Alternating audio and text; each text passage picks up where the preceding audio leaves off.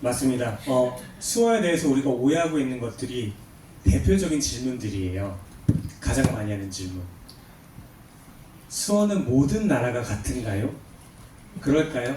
당연히 아니죠. 아닙니다. 나라마다 언어가 다르지. 맞습니다. 사람마다 그 수월, 언어가 문화마다 다르겠죠. 상황마다 다 달라요. 마찬가지로 수어는 여기 한번 보시겠습니다. 왼쪽은 영어, 가운데는 한국, 오른쪽은 일본이에요. 같은 나무 수형을 이렇게 다르게 사용합니다. 한국에서는 나무 가지를 보고 수어를 만들었고, 미국에서는 나무 전체, 나무가 흔들리는 모습, 일본에서는 나무의 기둥. 문화의 차이인 거고 시선의 차이인 거죠. 그리고 두 번째로 사람들이 질문을 많이 하는 게 수어는 손만 쓰는 제스처인가요? 아닙니다. 이건 아니죠. 제스처라는 것은 비음성, 비언어적인 의사소통인데요. 국제적으로 통용되는 것이 무엇일까요? 손 흔드는 거 많이 하죠. 이런 것들은 그냥 다들 비슷하게 쓸 거고 문화마다 또 제스처도 다릅니다. 우리는 사진을 찍을 때 이렇게 하죠. 만약에 영국에 가서 이렇게 하면 욕이 됩니다. 욕이 됩니다. 마찬가지로 오케이라는 표현, 오케이, 오케이. 맛있는 음식을 먹고 나서 이렇게 하면 프랑스에서는 정말 맛있다라는 표현이 돼요. 우리나라에서는 그냥 알겠어 라는 뜻으로 쓰이고요. 문화마다 다 차이가 있지만 중요한 건 이 제스처가 의사소통의 수단일까요? 언어적인 수단, 소통이 될 수 있을까요? 제스처만 가지고? 사실 어렵죠. 다음 질문은 수어는 한 달만 해도 대화가 가능할까요? 그 정도는 아니죠. 언어 하나 어렵습니다. 배우는데 최소 1년 이상 맞습니다. 걸리는데.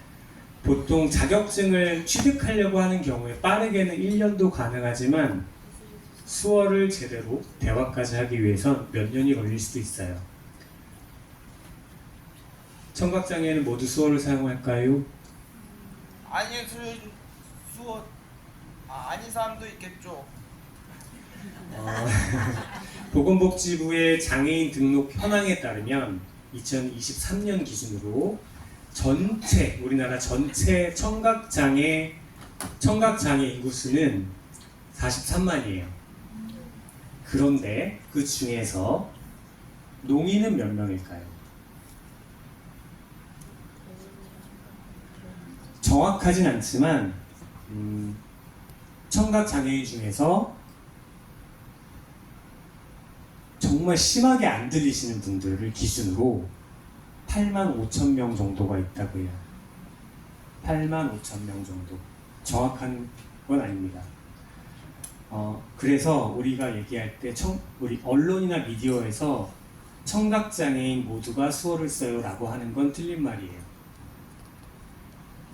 심지어 우리 청인 중에서도 매년 몇만 명씩 청각장애 인구가 늘어나고 있습니다.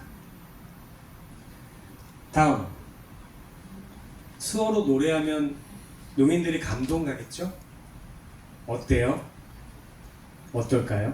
수어에 모이는 사람이 보면 저 사람 뭘 하는 거지 라고 이해가 안 될 가능성이 가장 높아요. 맞습니다. 영어를 3개월 한 사람이 미국에 갑자기 가서 영어로 노래하면 어떨까요? 그것과 마찬가지인 거예요.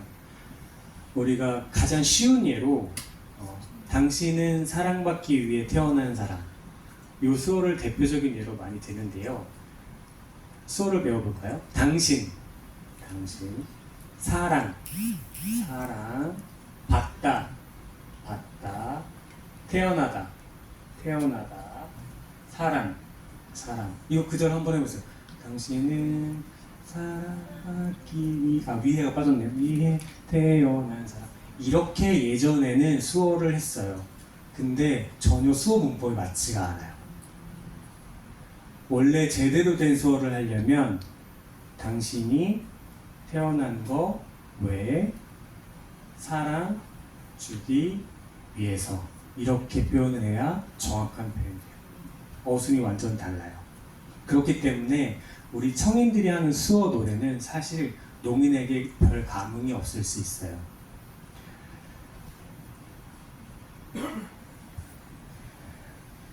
우리 대한민국의 공용어는 무엇이죠? 대한민국의 언어의 공용어는 공통점은 한국어죠. 그런데 또 다른 공용어가 있다는 거 아시나요? 네, 한국 수어. 2016년에 제정되었어요. 심지어 2월 3일을 한국 수어의 날로 지정했어요. 기념일이에요. 한글날처럼. 1조에 보면 한국 수어 언어가 국어와 동등한 자격을 가진 농인의 고유의 언어다라고 나와 있어요. 공용어가 무슨 뜻이죠? 공식적으로, 법적으로 인정했다는 말이에요. 동등한 자격이 있다는 것은 한국어를 사용하는 사람들과 마찬가지로 한국 수어에도 편의를 제공해야 한다라는 뜻과도 맞아요. 그런데 우리는 지금 어떤가요?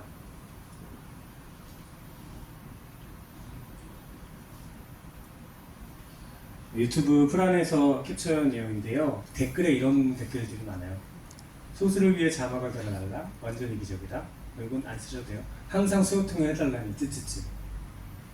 우리가 한국 수어 언어법을 제정한 것 뒤로 아직도 이러한 인식들이 많이 남아있다.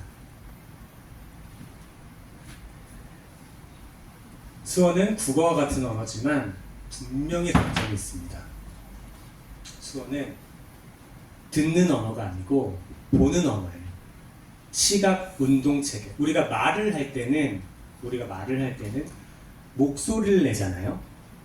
농이는 눈으로 봅니다. 우리는 말소리를 귀로 듣잖아요. 농이는 눈으로 봅니다. 우리 말을 하잖아요. 여기 조음기관이라고 하는데 말을 하잖아요. 농이는 손과 머리와 얼굴과 몸짓을 사용해서 시각 운동 체계를 가진 언어라고 합니다. 요거는 지나가겠습니다. 시간이 없어서. 수어가 언어라는 증거는 상당히 많은데요. 언어의 특성, 보편적 언어의 특성. 이제 조금씩 졸릴 것 같아요, 그죠? 보편적인 언어의 특성 중에 자의성도 있고, 역사성도 있고 여러 가지가 있는데 수어에서 가장 특징적인 것은 비수지 기호라는 것입니다. 비수지 기호. 그게 무엇이냐면 여러분들이 흔히 수어 통역서를 볼 때 느꼈던 것 뭐예요? 얼굴 표정. 그것이 비수지 기호.